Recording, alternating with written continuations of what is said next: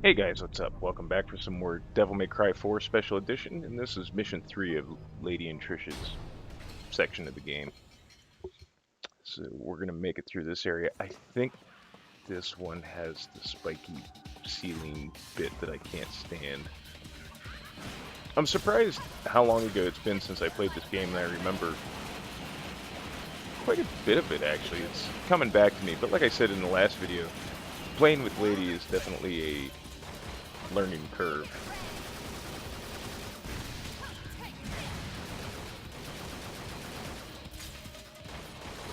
Basically, I mean, fighting the marionettes isn't too bad, but whenever we get a new enemy, it's going to be ugly, I'm going to assume. Because, I mean, got to figure out all new strategies and all new, like, the fastest way and most stylish way to dispatch the enemies, so we'll see how it goes once they start rolling out some of the new enemies. Also, I can't believe this. I happen to be looking around at the store page on Steam, and I can't believe that there's microtransactions for this. Like, have we gotten to the point where everything's just gonna have microtransactions attached to it? You can pay $4.99 for the Super Nero and Dante and Virgil's costumes. You can pay, and I am completely fucking this part up while I talk. I'm trying to get that red orb. But anyways, then it's like, I think if you didn't pre-order the game, the Lady and Trish costumes were like $4. You can unlock all modes, which would be like the Dante Must Die mode, and Heaven and Hell, and Bloody Palace and stuff, for like $1.50 or something like that. You can buy blue orbs, you can buy Proud Souls, you can buy red orbs. It's like, holy fuck, man. Just play the fucking game. And they even retooled the game so that you get more orbs and more souls than you did in the original Devil May Cry 4. So, I mean, I don't know. I guess some people just don't want to grind.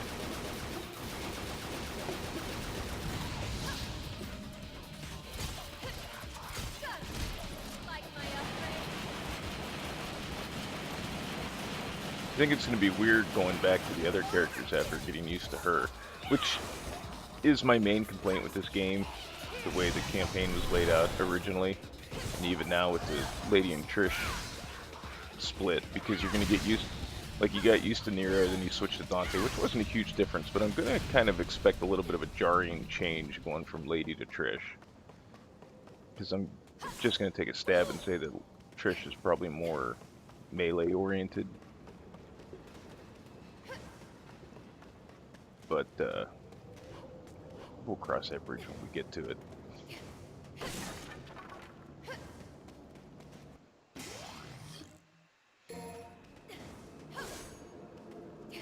I invested in the speed up perk, and it feels like it's faster than what I remember. But hopefully the next game, I wouldn't be opposed to not having these fixed camera angles.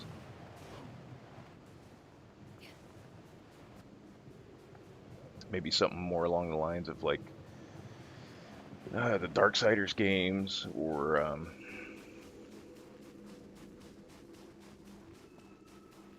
like the Batman games, which man, I am so glad I did not pre-order Arkham Knight, because if I would have got it on PC, and I see that has become a complete and utter fucking disaster.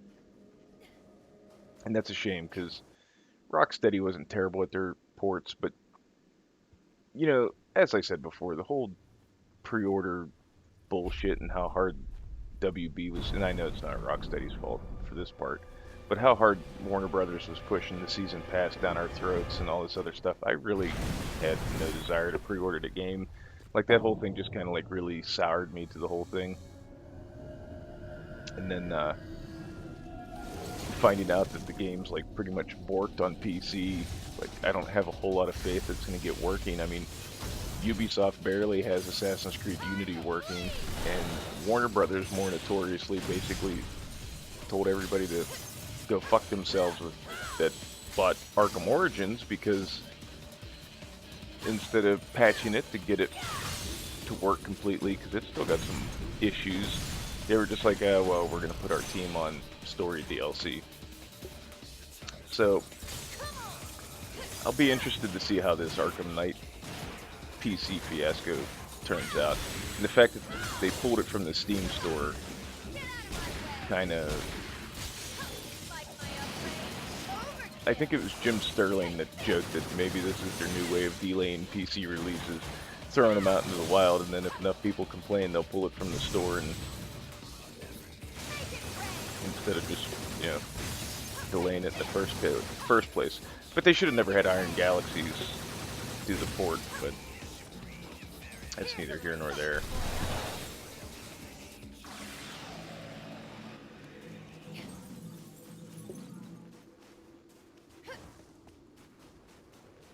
Also, I was checking out some, I think it's devilmaycry.org, but I was on their forums and I registered, and I was looking around at some stuff, and I can't for the life of me understand why, and I've seen a lot of people write fan fiction with this too, but I do not understand why people think that a Dante-Trish relationship is a good idea, because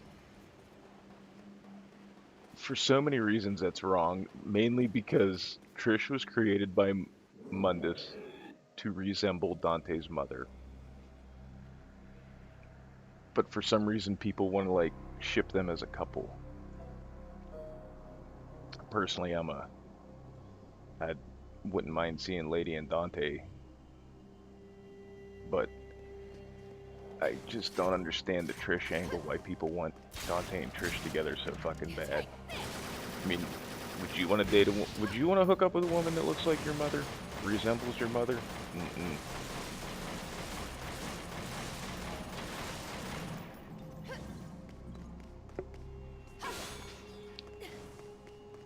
I would like to see Trish and Lady expanded upon character-wise. I mean, I think probably between the two of them, we got more character development in Devil May Cry 3 with Lady than we did with Trish in the first Devil May Cry, but that's just to be expected usually, especially, you know, for the time when the first Devil May Cry came out.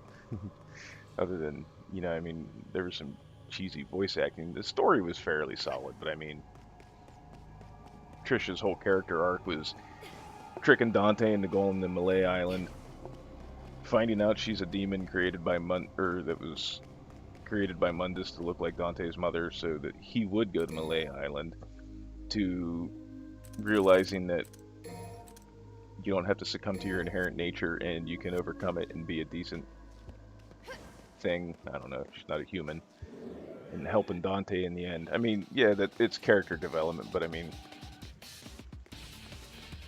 they got a little bit deeper with Lady, with her issues with Arkham and the stuff with her mother and everything like that. So I mean, it might be why I like her a little bit better. Although I still don't understand the design choices they made for her in this game, because it just kind of doesn't seem like it fits in with her character. But I mean, then again, in the previous game in the series, she was running around in like a blouse and a skirt, so I guess a blazer and a pair of short shorts isn't that far removed from the previous outfit, but I think the girl would at least have some support in there somewhere.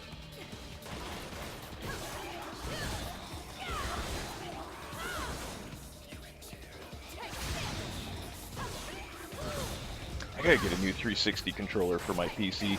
My left thumbstick sticks once in a while. And it's not completely bothersome where it like will make me make a huge mistake or something, but every once in a while it sticks just enough that it wants to keep making things go to the right.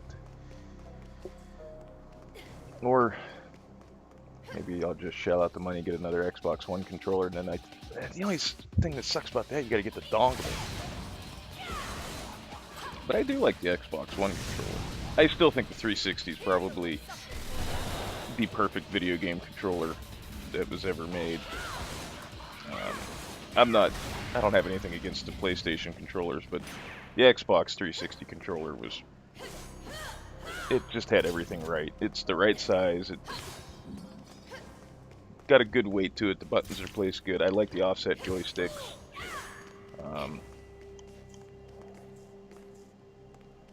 the only thing I didn't like, I thought the bumpers could be a little bit bigger, but the bumpers they put on the Xbox One controller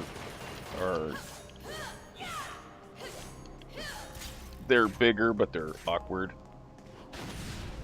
I don't know. And I got big hands, so it's not like I gotta like stretch to hit the bumpers or the buttons or anything like that, but I don't know, there's just something about the bumpers on the Xbox One controller I don't like. I would say if I could combine any elements, I would take the directional pad from the PlayStation controllers, especially the PS4 controller. I really like the directional pad on it. The bumpers from the DualShock 3, the triggers from the Xbox 360 controller, well, everything else from the Xbox 360 controller. And I think that would be my perfect controller, but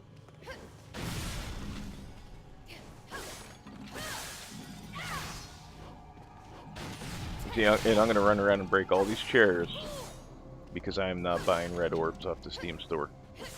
I guess the candles don't break. Oh, oh yeah.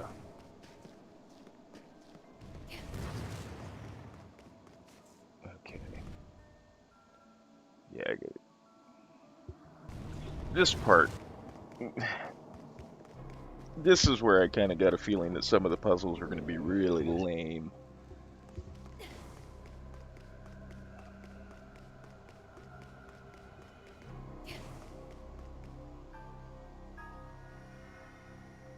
Okay, so I need the I can't remember where it's at.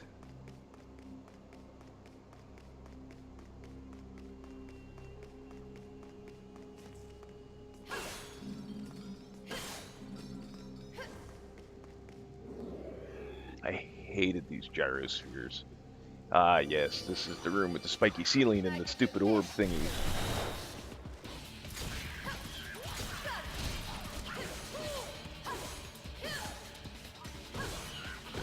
I don't know what the fuck that was, just standing there whiffing everything.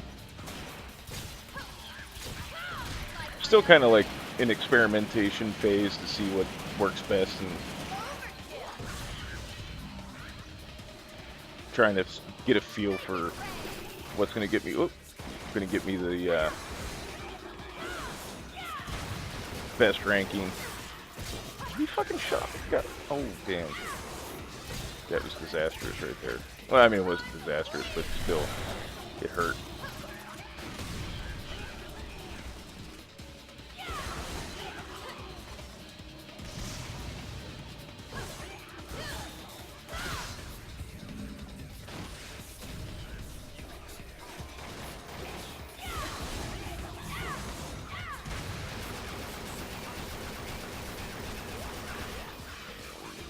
There. Some of it too is like force of habit. Like I accidentally do her spin attack because I still have it in my head that if I hit forward, or if I target hit forward in the melee button, then I'll do a stinger attack. But then I just stand there and spin in place, and I feel like a tard.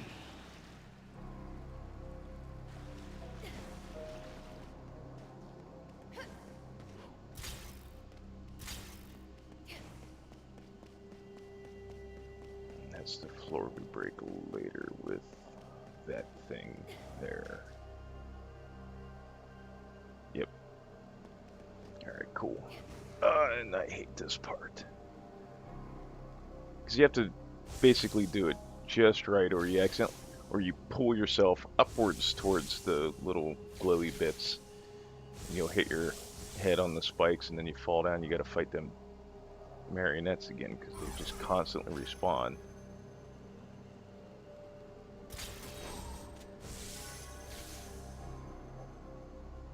Okay, so just the one to get in there. Like that. Oh, but I made it. Okay, cool.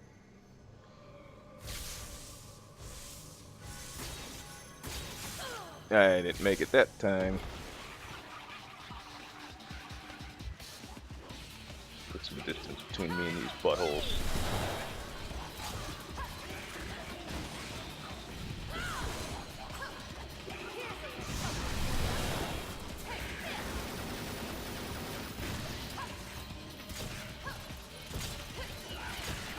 Then I'll get used to using guns with her, and then I'll remember how underwhelming guns are when I use the other characters. Out of the way.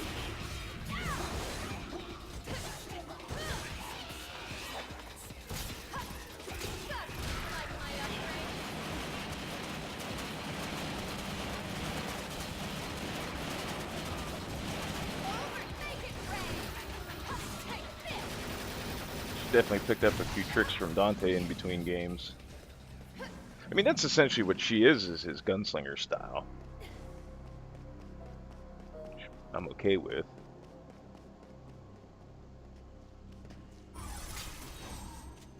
And then I guess Trish will probably be like his, I'm just going to assume Swordmaster. I mean, I don't know what they're going to do to spruce her up other than like what we saw there at the beginning with the Sparta sword when it kind of turned into that sickle and she threw it around. Virgil, from the little bit that I use, seems like he's going to be the most interesting out of the new additions, mainly because of his concentration meter. But I still got to experiment a little bit more with him. Being a little bit more careful this time because I don't want to fall. Cool. Alright. See, that wasn't so bad. I feel like, too, they did something with the lighting in some of the areas. I mean, it's been a while since I played this game. That's stupid. Oh, no. It's because I need to go through all this other bullshit to get to the other side. Because it feels a little better in some spots.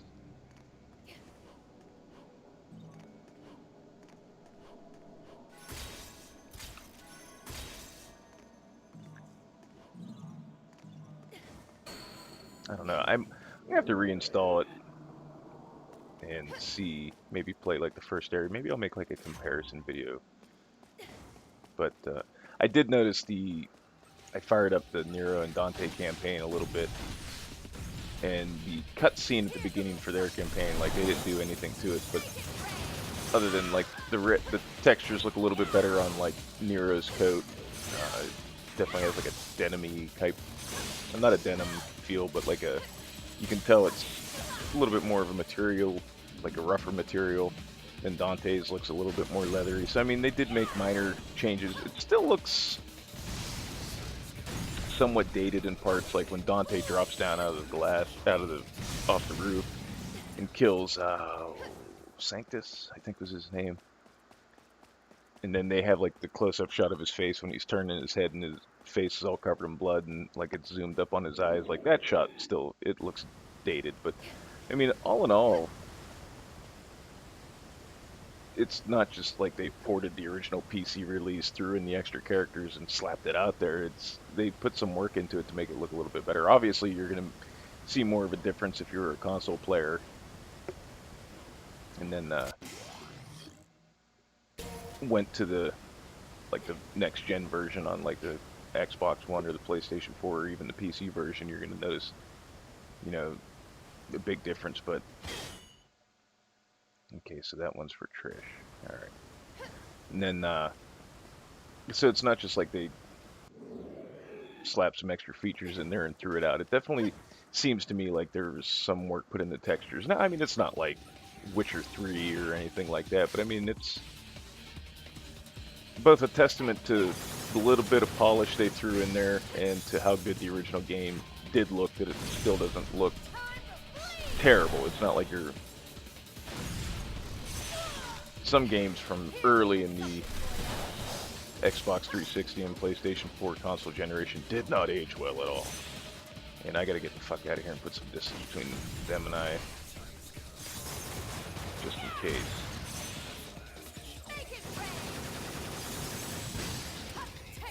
That was pure shit luck that he didn't make contact with that hit.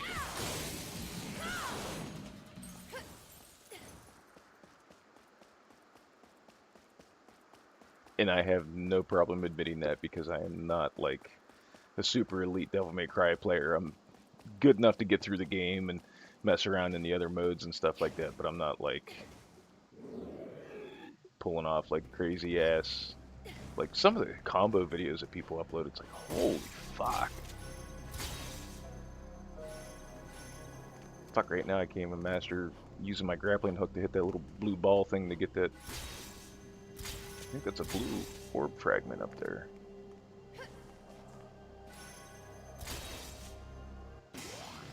Nope, holy water.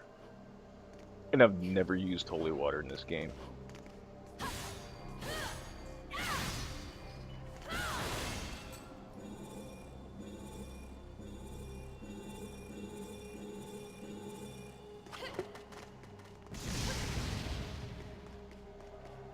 I don't think there's anything over here, but I just want to double check. No, okay. And for excuse me. And for PC players that are looking for something to play, since Arkham Knight doesn't work, if you return the game and you got your refund, then $25, you got a working game that's might not have the best story, but it's got some decent action in it.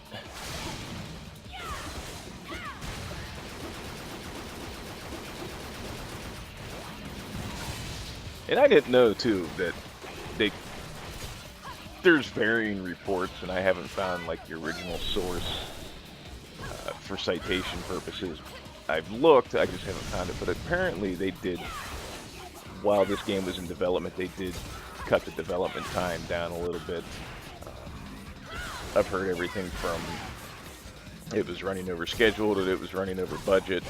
I heard the development time was cut in half. Some people said it was only cut by 6 months, but either way, I mean, it lost some time to have a little bit of polish. So there could have been more that was supposed to be in the original game. I still feel like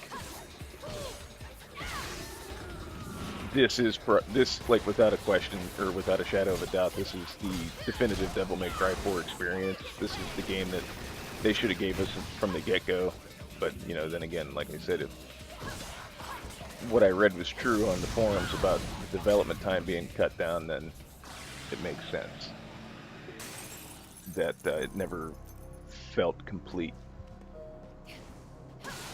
I think my biggest gripe with the story is they just never fully fleshed out Nero as a character. He just felt like the dude that was off to save his girlfriend and fill time until we got to play as Dante.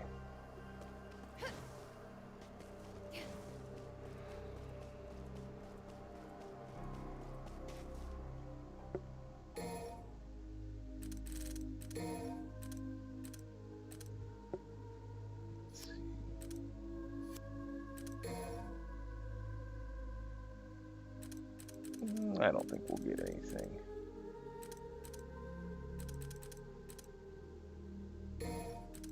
Yeah, we'll get those. One of those.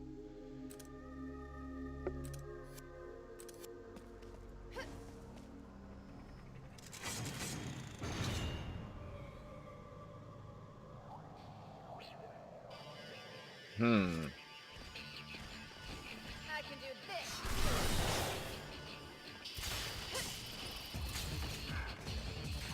I wonder. You used to be able to rip their shields away with the Devil Bringer.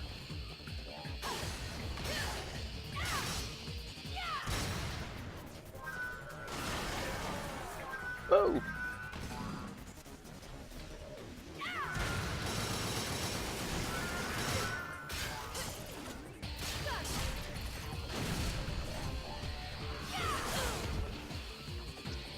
Probably. Whoa.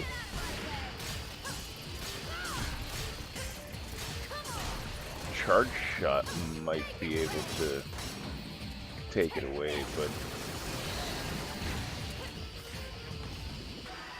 Ooh, now we got 2 of them. Motherfucker! I don't know if I want to try risking charging up a shot to try to destroy their shield, because if it doesn't work and then something bad happens, then I'm left wide open. Her, it's not called a devil trigger, but her super ability didn't really, although it wiped out that one, but